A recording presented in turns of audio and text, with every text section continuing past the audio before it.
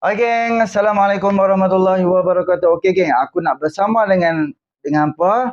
Kita tengok ucapan hadiah wang dan bersama dengan brother ni kita tengok dan kita ulas apa yang dikatakan oleh Hadi Bawang. Assalamualaikum warahmatullahi wabarakatuh. Kepada semua sahabat kat luar sana, pada nak suruh saudara-saudara tengok video ni dah. Pakat-pakat tengoklah video ni. Okey. Saya dipaham mengada orang kata, tak ada baik dengan UMNO ni. Baloh lama. Itu salah. Tuan kata, kalau dia rasuk oleh syaitan, minta tolong Allah Ta'ala lindung daripada syaitan. Kerana Nabi kita Muhammad SAW, bila Nabi masuk Mekah, nak tarik orang Mekah ni supaya berdamai. Nabi buat pengampunan beramai-ramai. Termasuk yang diampun itu ialah Wahsy yang bunuh pak saudara Nabi Hamzah radhiyallahu anhu. Wahsy bunuh pak saudara.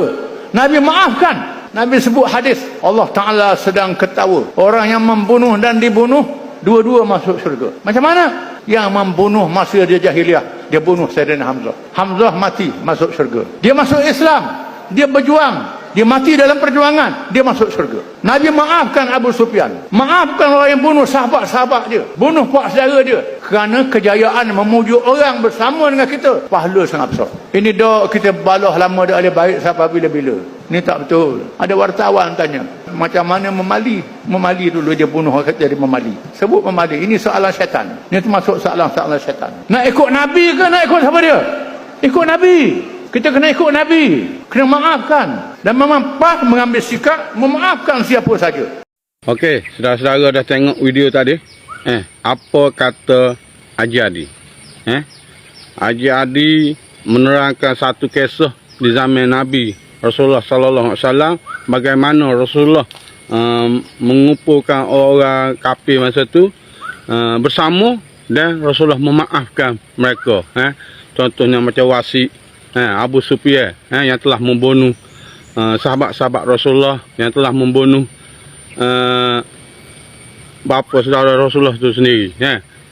Rasulullah maafkan dan berkawal. Mana tak boleh lah baloh berpanjangan dah. Okey. Di sini apa yang difahamkan, Haji Hadi membawa kisah Rasulullah sallallahu alaihi wasallam ni hana nak ayatnya dia nak samakan dengan kes apa yang berlaku di Malaysia antara dia dengan Tuan Mahathir. Yang mana kes Mamali itu sendiri. Dia rayak maknanya orang kafir ni, mana Abu Sufyan ni bunuh saudara Nabi, pak saudara Nabi. Abu Sufyan bunuh pun dimaafkan, dan yang dibunuh masuk surga, yang membunuh juga masuk surga. Di sini kita harus faham, seorang yang kafir zaman Nabi tu, orang Abu Sufyan, Wahsy ni orang hak kafir hak tidak mengucap berjuang menetai Rasulullah yang membawa Islam itu masa tu. Orang kafir ni telah difirmankan oleh Allah Subhanahu Wa Taala, apabila dia hidup 100 tahun dalam kekafiran, jangan kata bunuh seorang, dia bunuh 1000 orang Islam sekalipun. Apabila dia melafazkan kalimah dua syahadat, mana ia tu ibarat budak yang baru lahir, dengan kain putih lah, tak ada dosa dah. Dia akan masuk surga bila dia mati dalam Islam dah. Itu bezanya orang kafir telah memeluk Islam. Dia nak bawa kepada kes sebab dia ni nak berdamai dengan Mahathir lah. Hari ni watak Abu Sufyan tu, Wahsy tu ibarat Mahathir lah. Dia watak Haji Hadi tu Nabi tadilah yang boleh memaafkan orang. Jadi Haji Hadi ni dia sifat sifat dia yang boleh maafkan orang dah.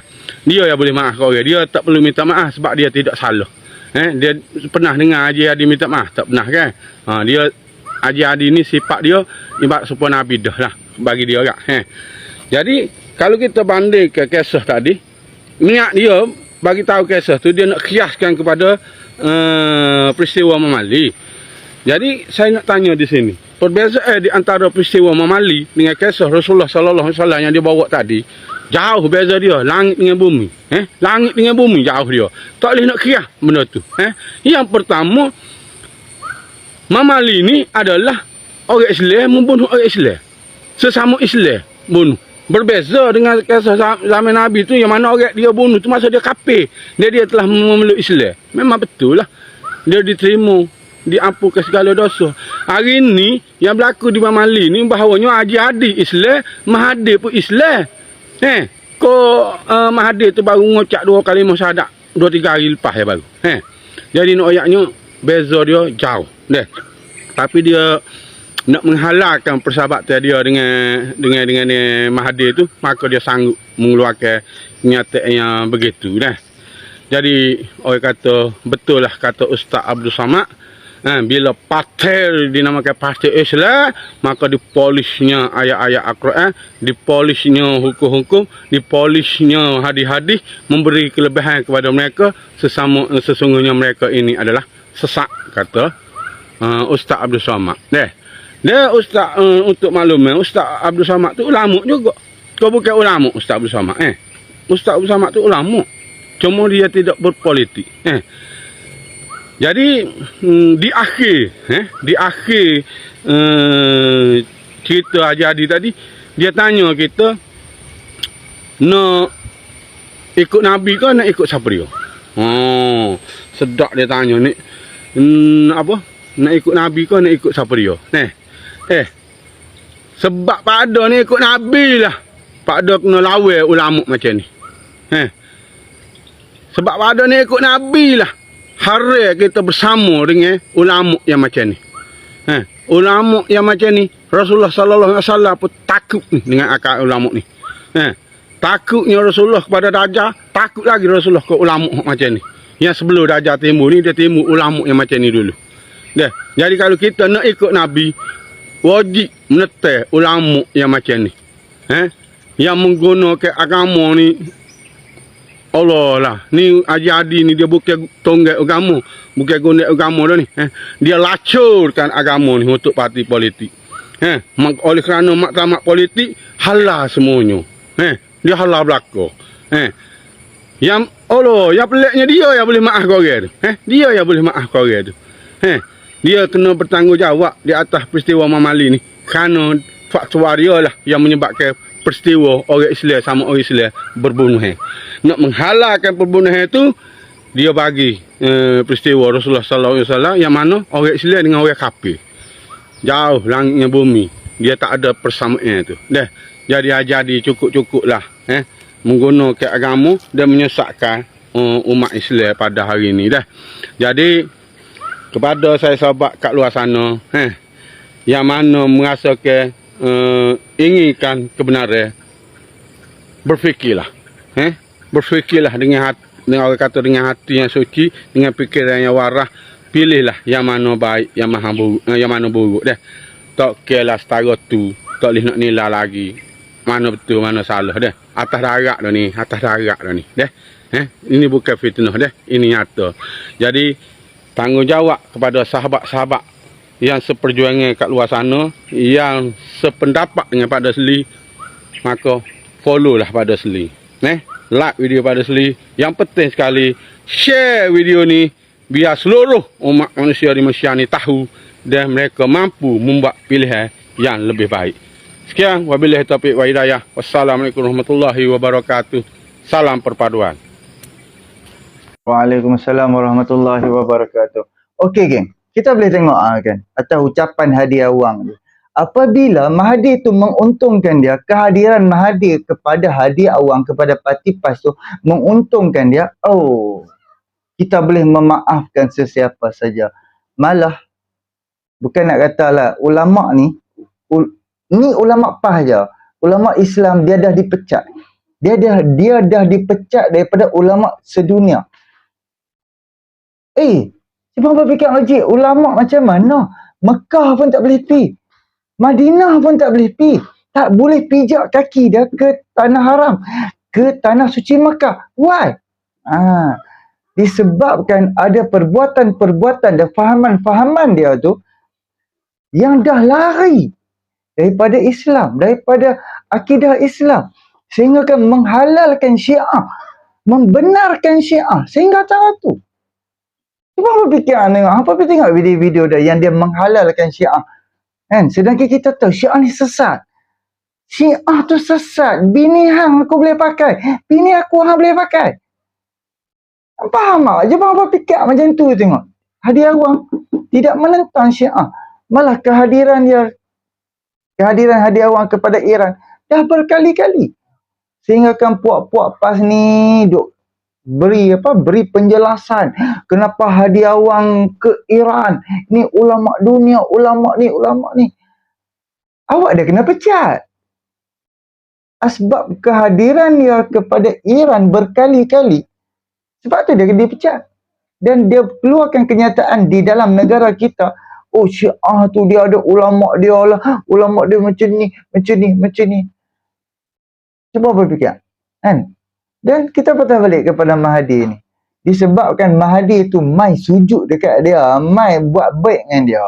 Dia pun fikir undi-undi daripada pejuang boleh pergi dekat dia. Mahathir sebab dia hanya fikir Mahathir ada pengaruh.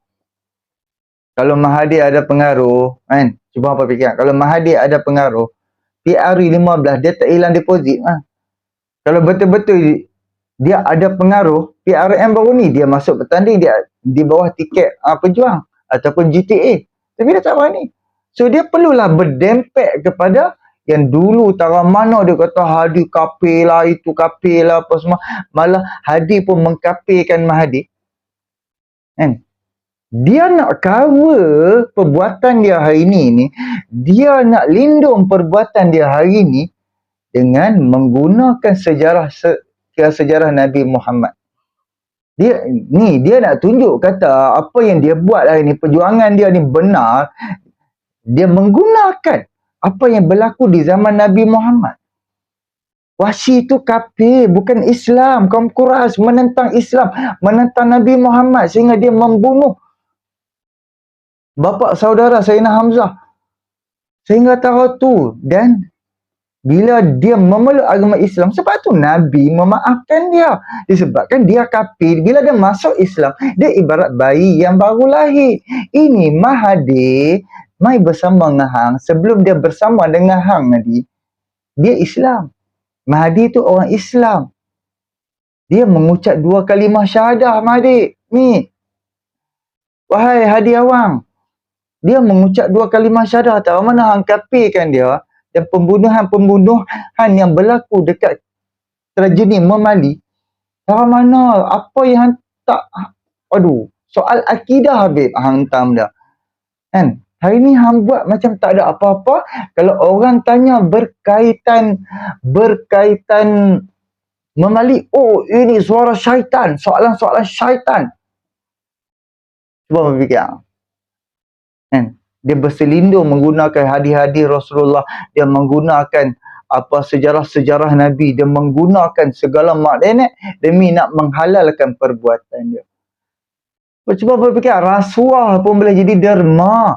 Rasuah pun boleh jadi sedekah. Cuba fikir itu. Kan? Oh, kita adalah derma. Dan yang kita dengar video yang viral pasal apa? Pasal kerajaan Terengganu menjanjikan RM300. Untuk apa? RM300 tu untuk pengundi-pengundi perantau. Untuk pengundi-pengundi perantau. Dan bila mereka menang, kerajaan yang mereka nak janji, tahu-tahu mereka tak dapat bagi. Mereka tak mampu bagi nak abang ambil gambar. Kan? Sehingga kan dia tak mampu bagi, dia buat print sikit, apa semua sikit, dan dia minta maaf. Lepas tu dia mengharapkan bantuan daripada pusat. Aku akan tunjuk dekat hampa. Kan? Dan hampa boleh fikir sendiri. Okey. Aku akan tunjuk dekat hampa.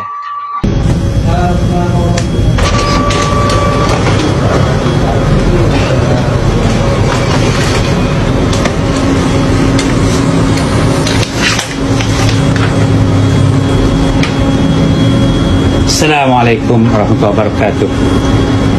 Saya mewakili kerajaan Negeri Terengganu memohon maaf kepada semua perantau yang berjaya untuk mendapatkan sumbangan air perantau RM300 yang kita bercadang untuk bayar pada bulan ini.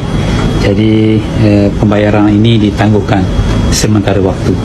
InsyaAllah kami berusaha dengan sebaik mungkin dengan kerajaan pusat untuk mendapatkan keuangan, dan insyaAllah kita akan bayar insyaAllah seberapa segera, kerana sekarang kekangan keuangan di peringkat kerajaan negeri. doa-doakanlah. Pasal apa daripada pusat pula? Pasal apa daripada pusat? Pasal apa duit RM300 tu kena mai daripada kerajaan pusat? Sedangkan kerajaan pusat tak ada menjanjikan apa-apa pun. Kerajaan pusat tak menjanjikan apa-apa pun kepada negeri Terengganu. Tidak menjanjikan RM100 ke RM50 ke RM200, RM300, RM400. Tidak menjanjikan apa-apa pun. Tidak menjanjikan KWSP. Kerajaan pusat tidak memancing rakyat dengan KWSP. Tidak memancingkan apa-apa pun kepada rakyat. Hanya setiap negeri-negeri yang bertanding, yang kerajaan perpaduan masuk bertanding, hanya membentangkan manifesto untuk buat perubahan, untuk buat pembangunan, untuk membangunkan negeri, membina balik ekonomi negeri untuk manfaat rakyat di negeri tersebut tu dapat terima manfaat tersebut. Tahu-tahu dia offer RM30. Bayangkan. Dia offer RM30 lah. Dia offer RM300. Sebab tu bertalu-talu balik mengundi. Tahu-tahu tak dapat. Lepas tu bila dia nak bagi duit ni, talar kerajaan pusat, kepala toang.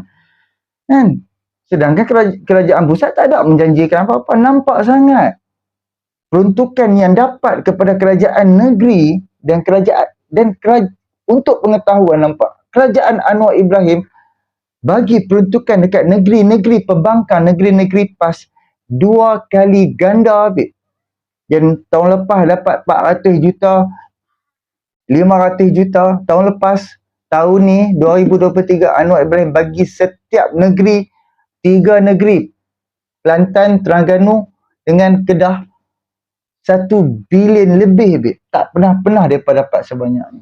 So dengan harapan kemungkinan daripada duit tu lah untuk nak bagi kepada ni, hak yang mereka janji RM300 ni.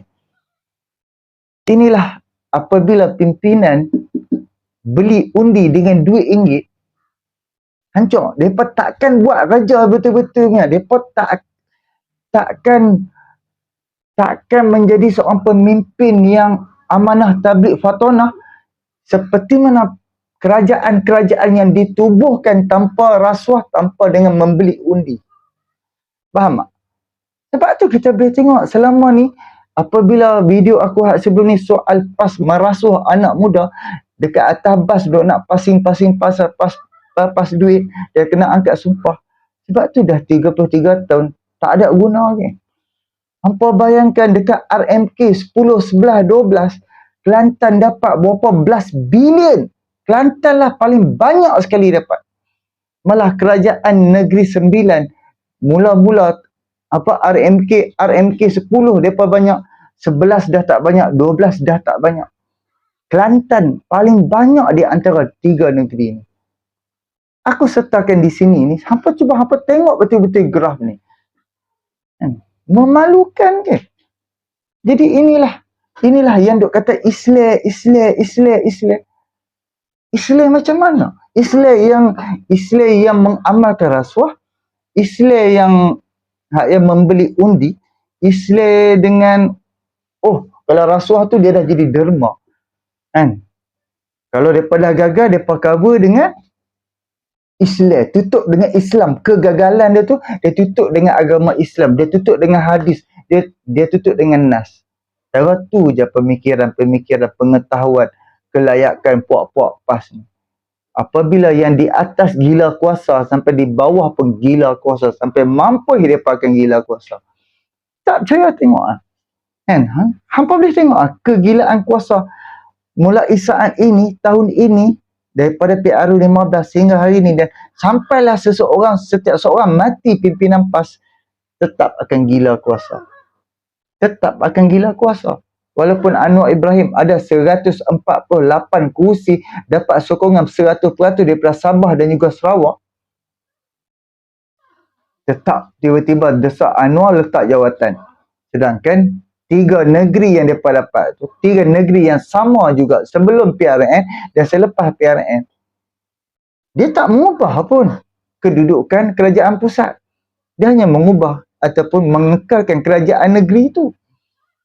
Dan apa kena ingat satu, naiknya Pakatan Harapan daripada Parti Amanah dekat Kota Baru, Kota Lama, Dun Kota Lama, dah Rafizi Ramli dah cakap, pusat dia hanya nak satu je kursi dulu, nak satu je pusat untuk Parti Keadilan Rakyat, Parti Amanah dan Parti DAP buat kerja berkembang. Parti Keadilan Rakyat bermula daripada satu kursi sampai dapat perintah negara, sampai berdapat 80 kursi, 90 kursi, 75, daripada bawah naik sampai dapat perintah negara. Dan baru ni Anwar Ibrahim, di bawah Anwar Ibrahim dapat 82 kursi. Cuba berfikir untuk PRU itu, untuk memerintah negara. Jadi so kita alhamdulillah Pakatan Harapan dapat Dun Kota Lama dekat Kelantan 2 kursi kalau tak silap aku. Jadi alhamdulillah kita konsisten, kita akan ceritakan kebenaran, kita akan lawan PAS cukup-cukup dengan menggunakan agama menghalalkan perbuatan-perbuatan rasuah yang haram jadah, yang merugikan rakyat dan merugikan negara. Okey, boleh subscribe, like, komen dan share. Tak maaf, Pak Antuan.